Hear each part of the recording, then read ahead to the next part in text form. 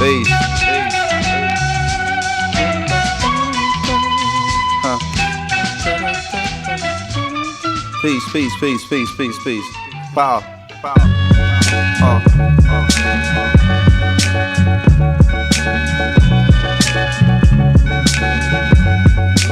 Mad liberator, death operator, rock the data, amazing flavor. Yo, the way I feel, sometimes it's too hard to sit still. Things are so passionate, times are so real. Sometimes I try to chill, mellow down, blow a smoke. A smile on my face, but it's really no joke. You feel it in the street that people breathe without hope. They going through the motion, they dimming down the focus. The focus get cleared and the light turns sharp and the eyes grow teary, the mind grow weary. I speak it so clearly, sometimes y'all don't hear me. I push it past the bass, no nations got to feel me. I feel it in my bones, black, I'm so wide awake that I'm hardly ever sleep. My flow forever deep in its volumes of scriptures when I breathe on a beat. My presence speak volumes before I say a word. I'm everywhere, penthouse, pavement, the curb. Cradle to the grave, so cathedral of a shell. Universal ghetto life, holla black, you know it well. Quiet storm, vital form, pen push the bright across. Mind is a vital force, hollow right across. Soul is the lion's raw voice is the siren. I swing round, ring out, and bring down the tyrant. Chop a small axe and knock a giant lopsided. The world is so dangerous, there's no need for frightened. The suckers trying to hide like the struggle won't find them. Then the sun busts through the cloud to clearly remind them this everywhere. Penthouse, pavement, the curb. Cradle to the grave, talk cathedral of a shell. Universal ghetto life, holla black, you know it well what it is. You know, they know what it is. We know, y'all know what it is. Ecstatic, there it is. Huh, what it is. You know, we know what it is. They know, y'all know what it is. You know, here it is. What it is. You know, we know what it is. They know, y'all know what it is. You know, here it is.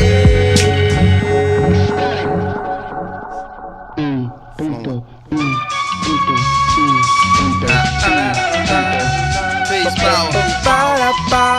Fantastic. Original.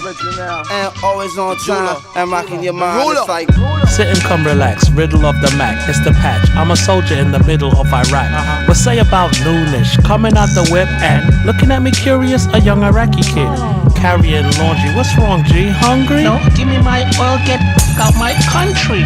And in Arabian, barking other stuff till his moms come grab him and they walk off in a rush. Distrust, feeling like I was pissed up on wound. I'm like, surely hope that we can fix our differences soon. Buying apples, hun breaking on. Brute, you take everything, why not just take the damn fruit like pasta? I don't understand it. On another planet? 15 months of this stuff, how I'm gonna manage? And increasing this sentiment, gentlemen getting down on their Middle Eastern instruments. Realize trapping this crap. Walk over, kicked one of my fabulous raps. Arab jaw drop, they well wish, they glad rap. Now the kid considered like an Elvis of Baghdad.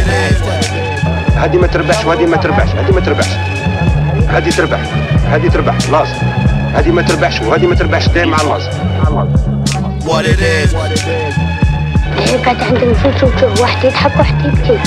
تو اللي بعتوك. ايه انا اللي بعتوني. ها. What it is, you know, they know what it is. We know, y'all know what it is.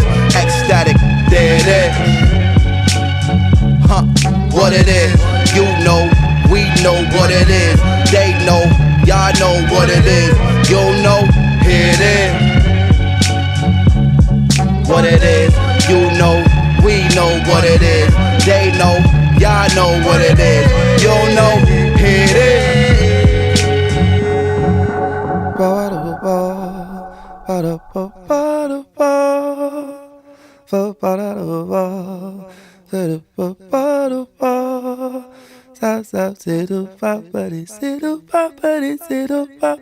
Keep on rocking you. Alright, so we left off last time talking about how to search a binary search tree. And we developed this code here that basically was a codification of this pseudocode, where we start at the root and then we need to go left or right depending on the thing that we're searching for. Once we found what we're searching for, of course, we're done. But basically, if we're searching for 45, we start at 50, 45 is less, so we go left. 45 is greater, so we go right, and we find it here, and we're done. We return 45 here. If it's an unsuccessful search, say searching for 76 here, right, then we would come down here, find that it doesn't exist, and then ultimately return null or something. Right? And that's what we did here. We started at the root. While we didn't fall off the edge of the tree, then we used our comparator here to see, is that the thing that we're looking for? And once we did fall off the edge of the tree, of course, we return null here. Now, what I want to do before we go on is I want to clean this up a little bit. First of all, I want documentation, right? Returns an element in this tree that matches the given key element, right? Or given the key. And then, I don't know, semicolon, null, here's another code null, if no such element, all right? There we go. Now, the second thing I want to do is I want to think about corner cases here. What happens if the tree is empty, right? So that means when we start out here that initially root is null, and so we take on a null value here. This while loop here never executes, and ultimately we return null, right? Because can 5 be in an empty set? No, so that works too. The third thing I want to do is I want to realize, wait a second, why are you calling this comparator once, twice, thrice, right? That's a potentially expensive operation, as you found out with your location and sorting algorithms, right? Yeah, we let you choose whatever criteria you want, but the criteria could actually be quite complex. If the zip code matches, and the city matches, and the state matches, and the matches, and the matches, and the matches, 6 different checks. I don't want to do 6 different checks 3 times each. So what I'm going to do is I'm going to take this and I'm going to put this into a integer. Right, there we go. And we could go like key like that instead. Right, there we go. I like that order better. And now we don't call this comparator. Instead, we ask, is the result 0? Otherwise, if the result is strictly less than 0. Otherwise, if the result is strictly greater than 0. Right? Now I'm only doing this one potentially expensive operation once. Right? An integer, a simple integer, equals greater than or equal to, or less than or greater than. That's cheap. That's so cheap that I'm not even going to worry about it. In fact, when I was analyzing this algorithm, we really only make one comparison, right? Yeah, we make it 2, 3, 4 comparisons here, right? But those are necessary now for the control structure of the algorithm.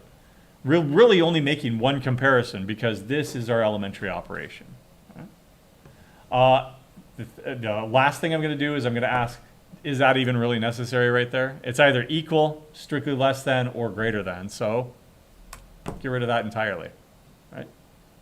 There, that's all cleaned up now, right? Go ahead and clean it up with formatting as well. Again, if the key is less than the current element, then this returns something negative, and so we go left because the key element that we're searching for is less than the current element, so we go left. Otherwise, we go right. Right? Otherwise, if it's the thing that you're searching for, you're done. Go ahead and return the element. Okay? Now what we need to do is we need to actually get stuff into our binary search tree here.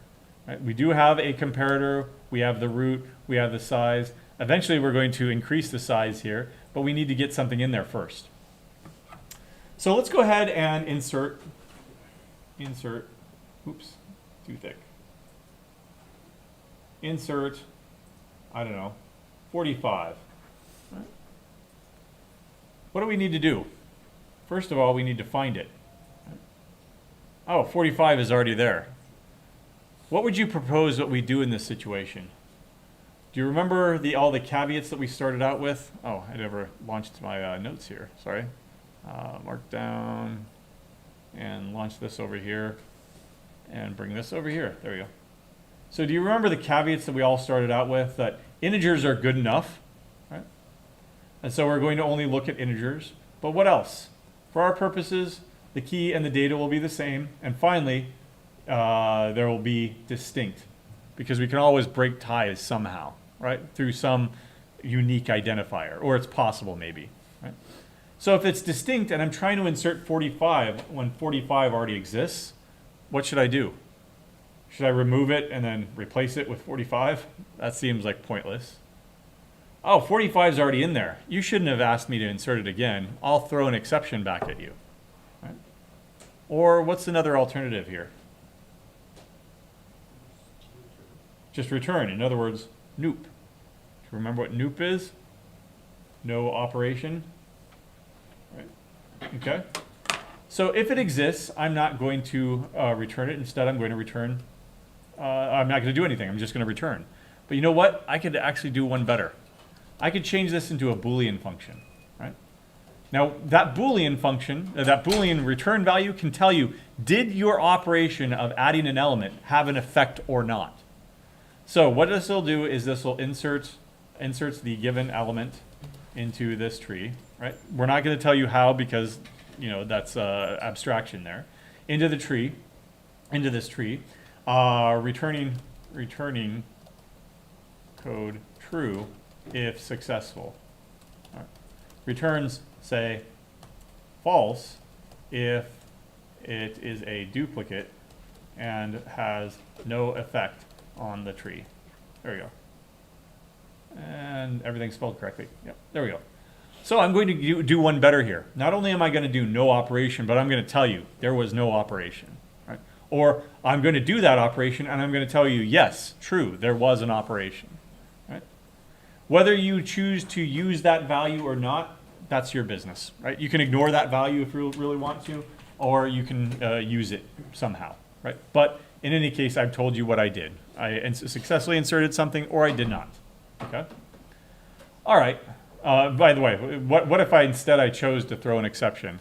If duplicate, throw new exception. Having now gone through 3 or 4 weeks of JDBC at this point, do you like checked exceptions? Where you're forced to surround something with a try catch all the time? I don't. Right? Neither does anybody else, and that's why nobody's really adopted it, except for Java, old school Java. Right? All right, so let's implement this. Okay? I'm going to leave the to-do in there until I'm done, and then I'm going to make sure that I get rid of that cruft after I'm done. Right? All right, so let's come back over here. I've already decided what I'm going to do if it already exists, no operation, and I'm going to return false. Otherwise, what if I wanted to insert 76? So I know that it's not in there already, because if it were, where would it be? Right here. In fact, that's a pretty good place to insert it. Right? Because if it exists, if it did exist, that's exactly where it would be. So let's go ahead and put it right there. There, 76. Now, how would I go about doing that operation? Well, I would need to find, first of all, does it exist like 45 does? And if it does, then I don't do anything and I return false.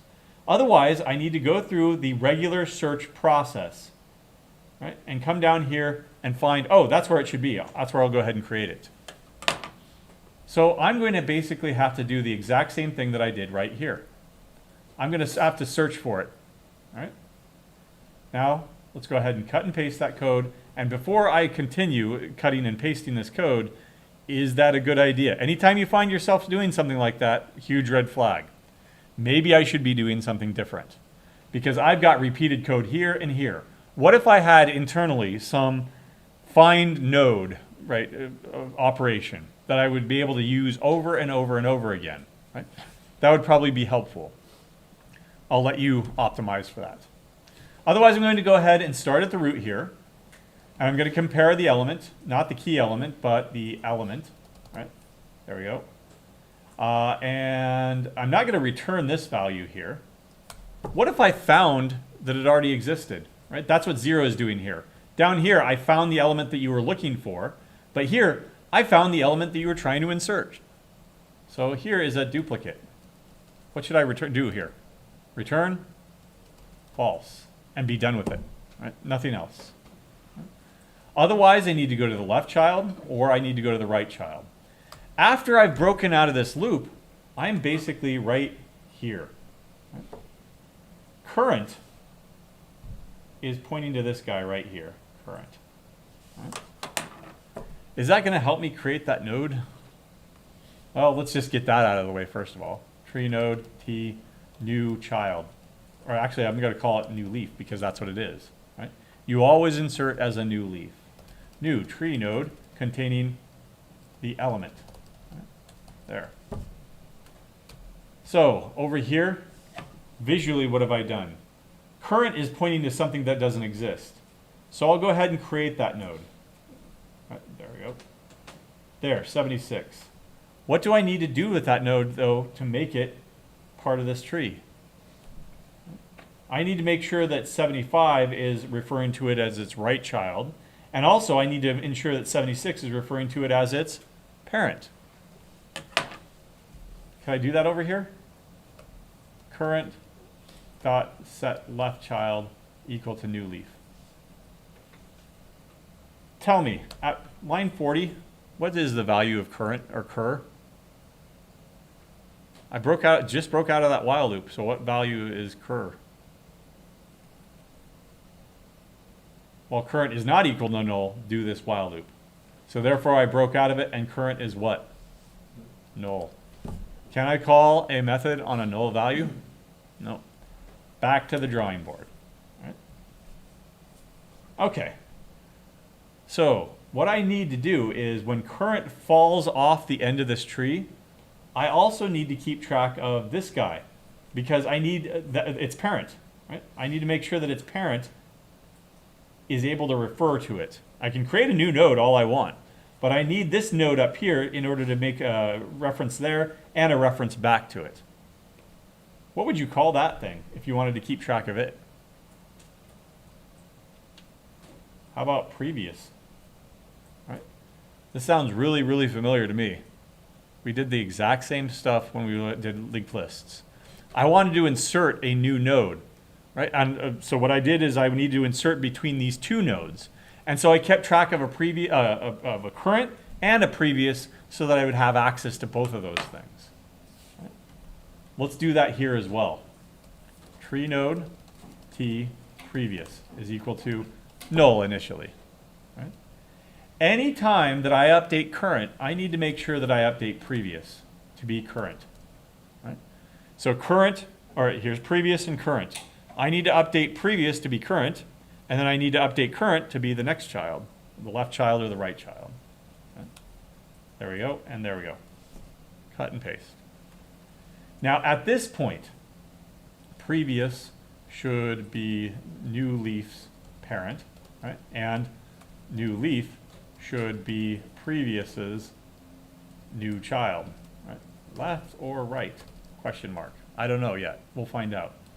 So let's take care of this one because it's easy. Previous should be new leaf's parent. New leaf dot set parent to previous. Prev. There we go. All right. New leaf should be previous's new child. Do I do it left or right? If it's 76 as in my example, it'll be the right child. But if it were 74, it would be the left child. All right. I just need to make another if statement here. If the new leaf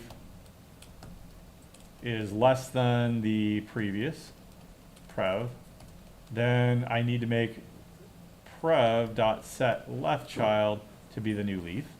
Otherwise, I need to set prev.right child to be the new leaf.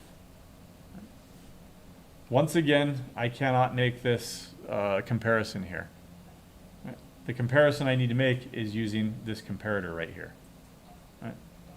So the new leaf, not the new leaf, but the value element, and then previous.get element.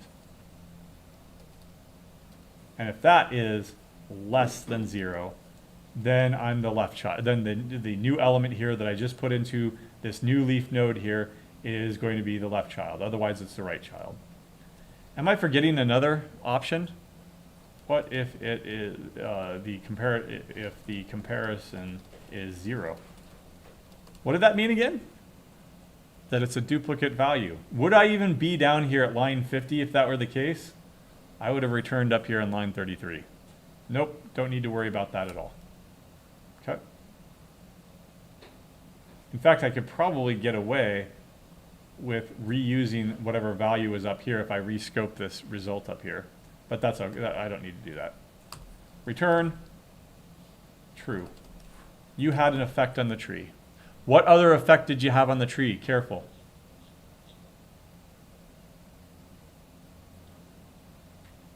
We added something somewhere in the tree, but also we increased the size. So before we return this dot size plus plus. Okay. Is there a corner case that I'm not thinking of here? Right. Let's go ahead and change this into integers. Right. And let's go ahead and get rid of all this. I don't want a binary tree, I want a binary search tree. Right. Is equal to new binary search tree. There we go. What's wrong with you? Oh, it needs a comparator, sorry. And that's going to be tree node, tree utils dot integer comparator. I already pre-built an integer comparator. Right? Tree dot insert, insert or add. I think I did add here. Let's go ahead and add 10. And then later on we can search for it. System dot out dot println tree dot find element, find 10. That should output 10, right? Because 10 is in there, right? If it was 20, then it should output null because there is no such value. Probably going to crash with a null pointer exception, right? Why? I can't even add something, right? Because previous is null? Okay. What's going on there? Right. So initially, the tree is empty. What is the value of current? In fact, let's get some more practice here with our debugger. Let's go ahead and debug up to that point. Okay. Previous is null. When I go to the next line, guess what? The tree is empty, so current is also null. What's going to happen to that while loop? Not going to execute. We immediately get out. We create a new leaf, just fine. Right? We set the new leaf to be parent, which is previous, but previous was null. That's fine too, because it's the new root. But am I going to be able to set it previous to the new root, to the new node? Nope. Why? Because prev is null. Can I call get element on previous if it's null? Nope. Back to the drawing board. What is the corner case that I was ignoring here? If this dot root is null, that means it's an empty tree. That's a corner case because what happened with a linked list? If a linked list was empty, could you just add a new head? Nope. Instead, this dot root needs to be a new tree node. Whatever elements of whatever and element. All right. You don't need to do that though. There we go. This dot size plus plus, and do not do anything else. Just return. There's the corner case that needs to be taken care of. Right. Everything else should be just fine. 10. It found 10. I'll insert 10 and search for 20. Oh, it's null. Didn't find it. Right. Let's insert a whole bunch of other things. 10, 10. Still not going to find 20. Right. The only satisfying thing about this is that it doesn't crash. Right. And it finds the things that I'm looking for, but how do I know that there aren't two 10s in there right now? Right? How do I know that there's a 10 and a 20 in there right now, even though it can find them? How do I know that it's a proper binary search tree, right? That it can find those things? That if I inserted 10 and then 20, what should it look like? Come on. 10 and then 20 gets inserted as a left child. I could check the size. If the size is 2, I have a little bit more assurance that I was incrementing those things. Nope. Not really all that satisfying. Here's some other ways that you can do it, ad hoc at least, that I've done in the past. Let's go to tree utils. Dot large by sorry, I think I've got it commented out here. Yeah, there it is. That's the one I want. Large binary search tree. Dot large binary search tree, and let's go ahead and search for stuff. So is 20 in there? I don't know. 20 is indeed in there. All right, let's take a look at what I'm doing with that though. I'm inserting the elements in this order. I insert 20, 40, 60, 20, or sorry, 50, then 20, 45, 90, 10. That seems really familiar. There's our tree, our familiar tree that we've been working with for a while now. 50, 40, 60, 20, 45, 90. Oh, what order was that? That's a breadth first search, exactly. That's a BFS, right? I know that by inserting these things in this order, I get this topology of this tree using a BFS ordering. Right? And so I can ask questions of, well, is 20 in there? Is 45 in there? Right? There we go, run that. Yeah, it's in there. Is 76 in there? Remember, that was one that was not in there that we inserted. It's not in there. So let's go ahead and add it. Right? I've already created that stuff up there, 76. Ah, okay, that works. Or does it? Right. Again, I don't know anything about the topology of this tree. What I could do is I could set a breakpoint here and run it in a debugger. And I could kind of use this as a way of debugging this stuff. So for example, this tree, it has a root. There's the root. Right? Come on. And that root should have a left child and a right child. Oh, they're all null? Oh, I don't want that breakpoint. Sorry. That was from before. There we go. There, now we're at this point. There's the tree. That tree has a root value. That root value has a left child, which is 40, and a right child, and a parent, which is null, and a right child, which is null. The root is what? Come on. Why are you not allowing me to do this? All right, fine. Anyway, I was going to try to left child. There we go. There's 20. What does it look like? There's 20. So left child 40, left child 20, and you can kind of take. I was really screwed up now. All right, so next. I can't even go next. It's really royally screwed up now. Yeah, weird. All right, and then left child is 10. The right child is. All right, the debugger is having real problems today. There's the element. There's 24, and then it has no left child. 24 has no left child. Its right child should. Oh, come on. It just needs to refresh or something. I don't know. Okay, it's all screwed up. All manner of screwed up. We won't worry about that. Instead, I'll show you the other thing that I want to show you. Right. What I did is I developed this TXIE toString method. Okay. So how many people have been using LaTeX in their design document? A couple of you. Okay. So one question is, how do you draw things? Well, for example, you should be drawing things like UML diagrams with Plant UML. You should be generating your ER diagram using MySQL Workbench. But every so often you'll have to draw diagrams manually in LaTeX. You can draw them using draw.io or Paint Bucket or Paintbrush or whatever you want. But I prefer programmatically generating stuff. Well, let the program do it for you. And that's what this does right here. Right? It goes into, I believe, it goes into an in-order traversal here and generates a TXIE code. Right? So what does a TXIE code look like? Let me go ahead and print it out. System.out.println. What is it? treeutils.toTXIE. Yeah, there we go. And then it'll be tree. There. And let's print that out and see what it looks like. There. Go ahead and increase the size there. All right, there.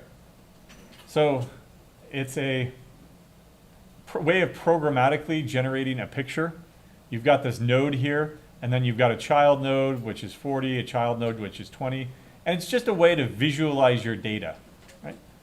I mean, humans like visualizations, and it's very difficult to to just look at data and say, oh yeah, that's the structure I want.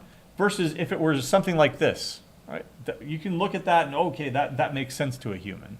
A computer doesn't care about that at all. A computer only cares about references and what's stored in memory and stuff like that.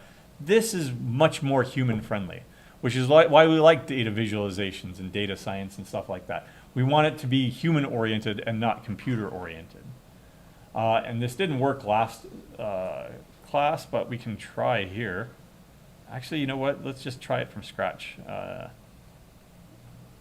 CD desktop touch foo.txt. There we go. Nope, touch foo.tech. There we go. All right, let me open up my tech file here. All right, this will probably be easier. All right, I'm on Tech Shop now, and so I'll say document class. Let's just go with article. All right, and I'll begin document, end document. Come on, end document. I was trying to do this on Overleaf before, and it didn't work. I should have just gone with Tech Shop here. There we go. And there's the picture. I of course need to bring in that package. What is it? Use package of Tixie. There we go. Tixie, right? Or PGF. I think it's this. Yay! It compiled. There it is. That 76 is in there. Was a copy paste there. That right there. Right. So let's go ahead and get rid of that. I don't want that. There we go. And typeset this again, and there. Right. Looks exactly the same as before, but now where is 76? Right there, right where it needs to be. Right. I can now go back and forth and visualize it. I could go back and also have script it so that it also automatically generates an intermediary figure each and every single time. Right. So a nice way of testing stuff is getting a visualization of it. Yeah, that looks good, right? And that does look good. Right? So do you want to see anything with respect to Tixie? Again, it's a language within LaTeX. It's a package within LaTeX that you can do a lot of really cool stuff. I don't know. I can change circles into squares, I think, or rectangles or boxes or something. Okay, square is not a shape. Circle. Draw minimum size. I don't know. Fill color is equal to green. There we go. Now they're all green instead. Right? I can mix colors. Green 50% with white. There we go. Now it's a light green. Right? A whole bunch of other stuff here that you can do. I can change this the level distance and go up here to 1.75 centimeters instead, so it'll be a little bit longer. I can have the sibling distance like maybe wider here. There we go. And of course now it's clipping off the end. But I can always transform the scale to be whatever I need to get it to fit. There we go. All right. And generally what we would do is you would surround this with a figure. So begin figure, centering. Right. And down here you would end figure and make sure that you have a caption. A nice little tree. A happy little tree. There you go. There. And then I could make a label of that, right? So label. Usually I prepend figure and then happy tree, right? And then, got to spell label correctly though. Right? And that goes after the caption, sorry. There we go. And then I can go ahead and put it in the text here. Refer to figure ref fig happy tree. There we go. For more information, refer to. I have to do this twice because it numbers the figures, and then the second time that it goes through to typeset stuff, it knows what number it was assigned. Because if you have 50 different figures and they're in a certain order, then you would have 1 through 50. I could also generate a table of contents really easy with just one command.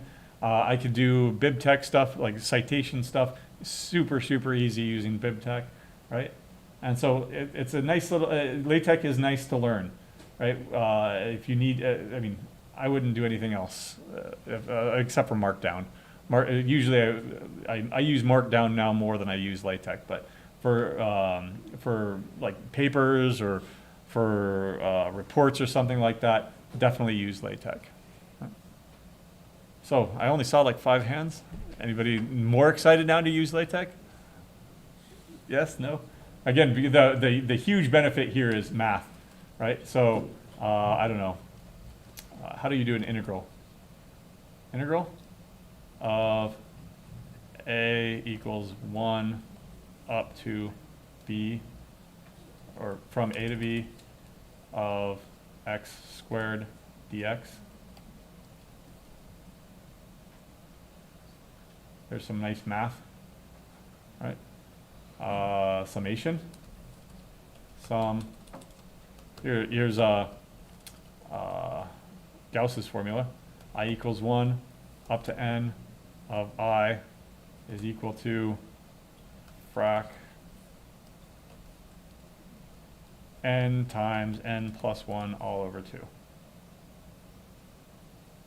There. There's Gauss's formula, right? And you can even label it. You could say that this is an equation, begin equation. And then give it a number, end equation, and give it a label. EQN Gauss. Right?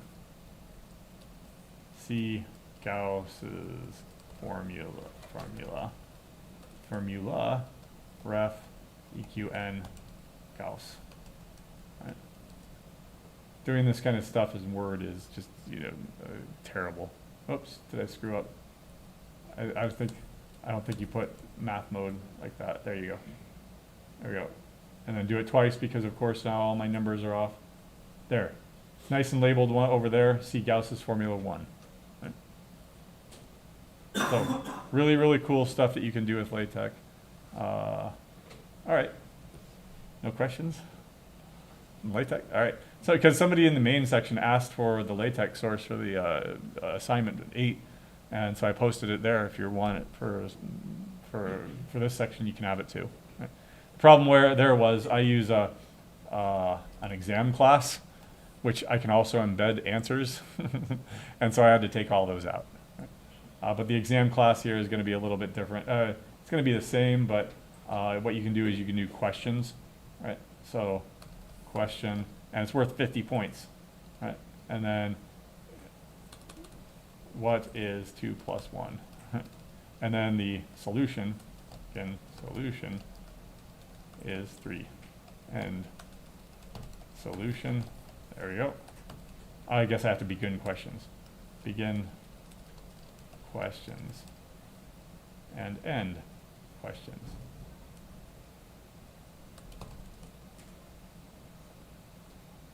There we go. So 50 points, and then it'll add up all the numbers for you, et cetera, and produce a table. Oh, you know what? I'm going to humble brag here. So there's a complexity class. I wrote that like 15, 20 years ago, right? And I still get asked questions about it. So is it the case that P is equal to NP? Question mark. There we go. There. So there's my small contribution to the world of LaTeX. I wrote the complexity package, right, that typesets all these complexity classes. Yeah. And I still get questions about it every so often. But so that's as famous as I'll ever be. Oh, and then I guess the other part of it is that the guy that created Tixie is Till Tantau. And he contacted me at one point and said, I've got some suggestions here for your complexity package. And so they were great suggestions, so I used them. And I said, hey, do you want to be a co-author on it too? Because you gave me the suggestions. He goes, hell no. Because this is orders of magnitude way more popular than mine. And so he, of course, gets a flood of email from everybody. I'd love for you to do this, or how did you do this, or how did you do this, right? Or I'm new to LaTeX. I don't know anything. I haven't read your 2,000-page report on how to use Tixie. So tell me how to use it. They just want the information to be beamed into their head. So he said, no, I get enough email as it is. And so I left him off. Anyway, that's the end of my fame. Right. All right, so as far as the operations go, insert, you always insert it as a leaf. Always insert as a leaf, right? If it's duplicate, reject it somehow, right? Otherwise, you're always going to be inserting it as a leaf. Otherwise, it's going to be a duplicate, right? You're never going to be inserting as an internal node, right? What about delete? Remember CRUD, create, retrieve, update, and destroy, right? We need to be able to delete something. So let's come over here to my figure and start deleting things. What if I wanted to delete, say, 75? Right? What's the first step? We'll outline it over here. 1, you need to find it. In other words, I need to search for it yet again. That code that I cut and pasted from search or find element into insert element is now going to have to be cut and pasted a third time, right? And again, I would argue go back and optimize it so that you're doing a search of only one method, and you're reusing that over and over. But you need to find it, right? So, 2, if it's a leaf, delete it. What I mean by that is, here's 76, right? I find it. I find that it has no children. There's no left child, there's no right child. How do we go about deleting it? Well, I make the parent of that node null, and I make sure that the left child of the parent is null, effectively deleting it. That sounds really familiar. If I were to draw this horizontally, here's the parent, here's the node X. I need to delete node X. And maybe it's a doubly linked list. How do I go about doing that? I delete that and I delete that. Once I do that, that severs this connection right here, meaning that it's no longer part of the tree. All right, so if it's delete it, how? Set parent equal to null, right? Set parents left or right to null. Okay. Great. If that situation applies. I know how to delete 75. How do you delete, say, 60? Well, once again, you find it. I found it right there. How do you go about deleting it? Well, it has no left child, but it does have a right child. So here's my first thought. My first thought is that I can just get rid of all of this, right? This entire thing. And what I can do is I can circumvent it, just like I did with, say, a linked list. There. And I'll go around it. There we go. That effectively deleted 60, right? That worked. Okay. So, if it has one child, what do I do? Let's go ahead and start enumerating these things over here. Right? If no children, then it's a leaf. Just delete it. If one child, right, all you need to do is promote that child up, right? In other words, I found this element right here. I make my parent point to, not to me, but to my right child, or if I were deleting from the left, I would end up pointing to the left child instead. That works too. What happens when we try to delete something with two children? For example, say 40. Delete 40. All right, what happens when I try to promote that child up? Here's 40 goes away. There we go. There's a gap. Which child could I promote up? I could take this thing right here and move it up, right? What happens if I mean, it works in this particular case, but what if there was a node sitting off over here? What if I were to promote 45 up here? 45 would then have to have what? 20, whatever this was, and 49 is 3 children. Does that look like a binary tree to you? If something has 3 children? Nope. Remember, a binary tree has at most 2 children. So that's not going to work. All right? What I'm going to do is I'm going to preserve the topology of the tree. I'm not going to delete the node. I'm going to delete what's inside the node. Okay? Now I need to replace it because I cannot leave this gap here, just like I cannot leave a gap in a linked list. What could I put here that's in this current tree such that the binary search tree property is preserved?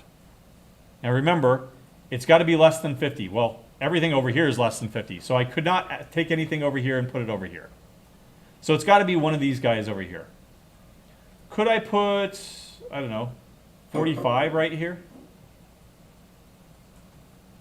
Everything over here is less than 45. That checks out. But what about everything over here? Is it greater than 45? Oh, I guess that would work too. Darn it. Let me go ahead and make it so that I can't put 45 over there. Instead, it's I'll put 44 over here. There. Could I take 45 and put it up here now? No, because 44 is over here and it's less. Okay. So that's not going to work. 49? No. 48? No. What could I put up here such that everything over here is going to be less than it and everything over here is going to be greater than it?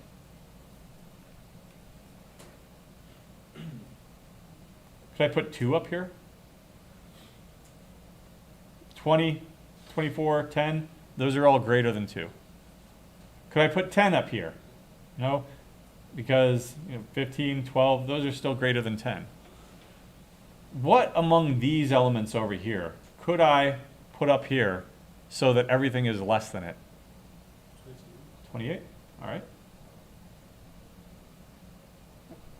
Well, that leaves a duplicate. So what do I need to do to 28? Delete it. Oh, wait.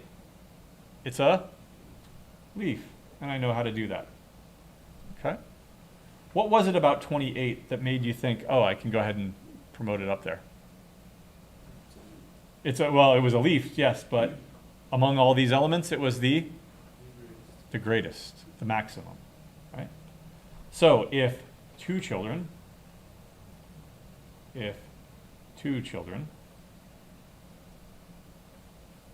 then what I need to do is find the max in the left subtree, or alternatively, what I could have done is I could have promoted the minimum in the right subtree, 44 over here, I could have put that up there, or the min in the right, and swap them. Swap. Right. Then delete the promoted element. Now wait a second, that seems like I just fall back to square one. I still need to delete that guy. But do I know how to do that? What if that guy had 2 children? So here's the max in the left subtree. Dot, dot, dot, dot. We came down here to the max. Suppose that it had 2 children, a left child and a right child. Is that possible? Why not? Because if it's max, you cannot have something greater than Yeah, R would be greater than the max, and so that's not the maximum. What is the max? That one right there. Right? So that's not possible. I would have this situation instead, where there is no right child. In other words, the max is either going to be a leaf, as we just encountered, or it's going to have 1 child. It might be a left child. If you were doing the minimum in the right, then there would not be a left child, there might be a right child. But we know how to deal with that situation. Just promote the other child up and circumvent that. Right. So again, how does that work? Let's go ahead and look at another example here. What if I wanted to delete 50 itself? Let me go ahead and hang something off of this. 55. There we go. All right. So I need to delete 50. So what I do is I erase it, save it off into a variable over here because I want to return it maybe. And then I can, I should have gotten rid of that, there we go. All right. And now what I can do is I can go down to the left and let's just search for the maximum. Okay. So let's go down to the left. How do I find the maximum? Pre-order, in-order, post-order? Do I need to do any of that? Just keep going right until you can go no further. Right there. Binary search tree property. In fact, if I wanted to do that from the root up here, if you wanted to find the maximum, just keep going right. If you want to find the minimum, just keep going left until you can go no further. Right? So to do this, I'm going to go down to the left and then keep going right until I can go no further, and that's my maximum. What I will do is I will find max in the left tree. Right? Save off. Right? Find the maximum in the left subtree, promote it. Right? So 1, 2, 3, promote it. In other words, I'm going to take 49 up here and then delete 49. And I can do that how? By cutting off this and promoting this one up, right? Like that. And then of course the curve, it comes up one, right? My animation skills are not that advanced on GoodNotes here, right? But you get the idea. It's the right child of 45. Right?